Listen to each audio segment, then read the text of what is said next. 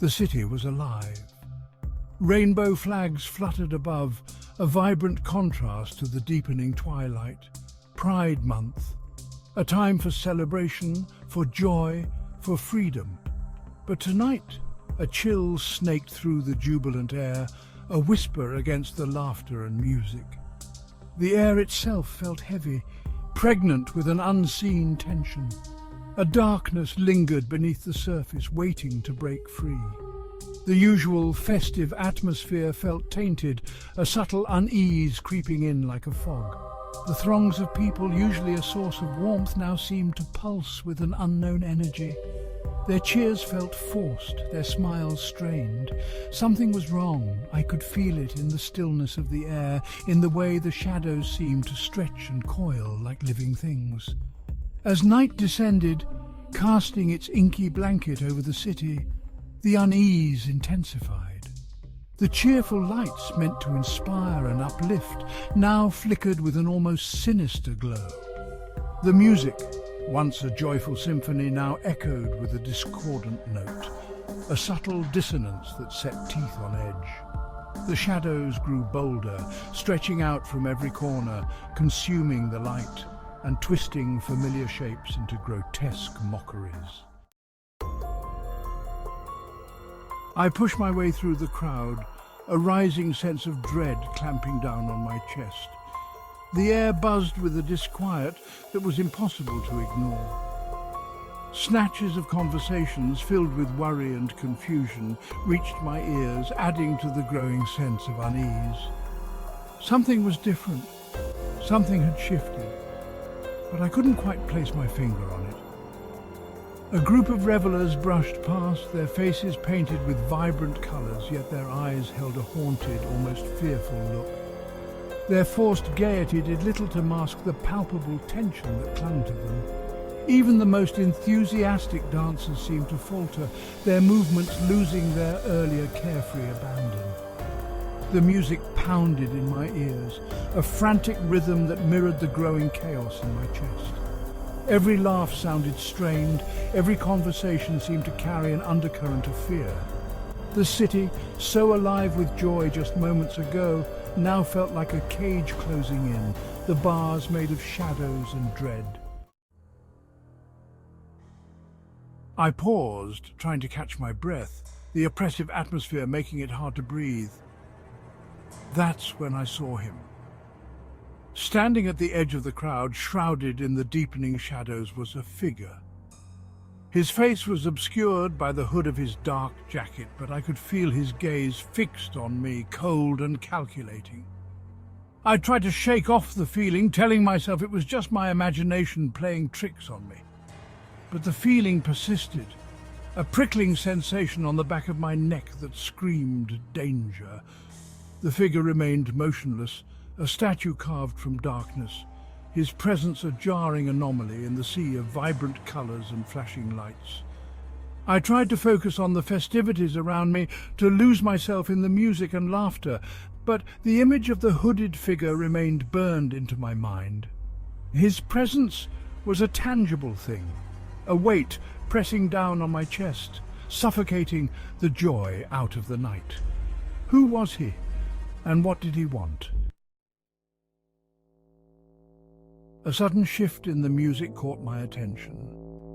The joyful pop anthem that had been playing moments before was replaced by a slow, mournful melody. It was a haunting tune filled with a deep, echoing sadness that seemed to seep into my bones. The crowd around me grew quiet, their faces etched with confusion and a growing sense of unease. I glanced around, searching for the source of the music. It seemed to be coming from everywhere and nowhere at once, a pervasive, ethereal presence that wrapped around us like a shroud. The air grew colder, the oppressive darkness seeming to pulse in time with the mournful melody. Panic welled up inside me, a cold knot of fear twisting in my gut. This was wrong. This music, this atmosphere, it was all wrong. The festive joy that had permeated the air just moments ago had vanished, replaced by a chilling sense of dread that sent shivers down my spine. As the music swelled, reaching a crescendo of sorrow, the crowd began to thin. People shuffled away, their faces pale, their eyes wide with a fear they couldn't quite name. It was as if the music itself was driving them away, compelling them to escape the growing darkness that threatened to consume us all. I turned to leave, my heart pounding against my ribs, but a strange compulsion rooted me to the spot. I couldn't move, couldn't breathe. It was as if an invisible force held me captive, forcing me to witness whatever horrors this night had in store. The last notes of the song faded into an eerie silence that was more unnerving than any scream. The crowd had vanished, leaving me alone in the heart of the city, surrounded by the deepening shadows and the suffocating silence. I was trapped, caught in a nightmare that was only just beginning. The silence stretched, broken only by the distant wail of a siren, the sound warped and distorted by the thick, oppressive air.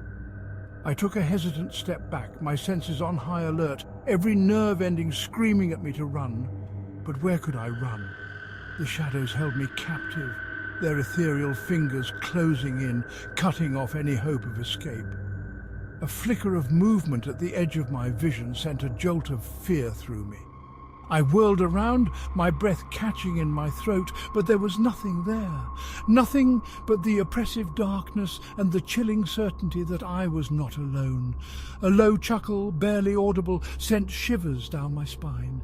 It seemed to come from the shadows themselves, a mocking echo of my growing terror. I was being watched, hunted, but by what?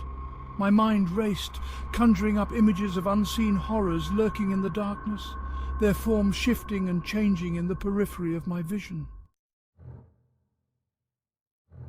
The temperature plummeted, the air growing heavy with a cloying, unnatural cold that seemed to seep into my bones, chilling me to the core. I wrapped my arms around myself, trying to ward off the biting chill, but it was no use. The cold had already seeped into my soul, wrapping its icy fingers around my heart. I wasn't alone, I could feel it now, a presence beside me, unseen but undeniably real. It was a sensation that defied logic, a certainty that sent prickles of fear crawling across my skin. The air crackled with unseen energy, the very atmosphere humming with a power that felt both ancient and malevolent. I didn't dare breathe, didn't dare move. The entity, whatever it was, remained tantalizingly out of sight, its presence a suffocating weight pressing down on me, stealing my breath and chilling my blood. The silence stretched, each second an eternity, filled with the unspoken threat of unimaginable horrors. Then, as quickly as it had descended, the oppressive presence began to recede. The air grew lighter, the suffocating pressure on my chest easing slightly. The feeling of dread that had been a living thing inside me began to ebb, leaving behind a residue of fear and a bone-deep chill. Just when I thought the nightmare was over, a voice, raspy and low, whispered directly into my ear, "This is a warning. Leave this place, tell the others. They are not safe." The voice, devoid of any identifiable emotion, sent shivers down my spine, its words echoing in the silence long after it had faded. I stumbled back, my heart pounding against my ribs, my mind reeling from the encounter. What did it mean? Who were they?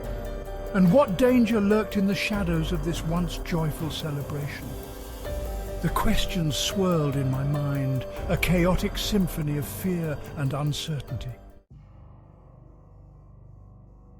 I stood there for what felt like an eternity, the echoes of the voice still ringing in my ears, the chilling warning seared into my mind. The city, once a beacon of light and hope, now felt cold and menacing, the silence filled with unseen threats. The joy of the celebration had been tainted, replaced by a lingering sense of dread that clung to me like a shroud. I had to get out of there, I had to warn the others.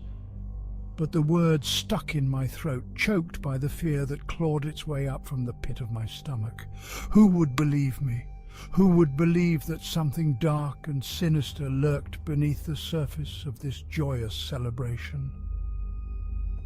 As I turned to leave, the first drops of rain began to fall, cold and heavy against my skin. The wind howled through the empty streets, carrying with it the faint scent of rain and something else, something ancient and unsettling. I ran, my breath catching in my throat, the chilling prophecy of the voice echoing in my ears. They are not safe.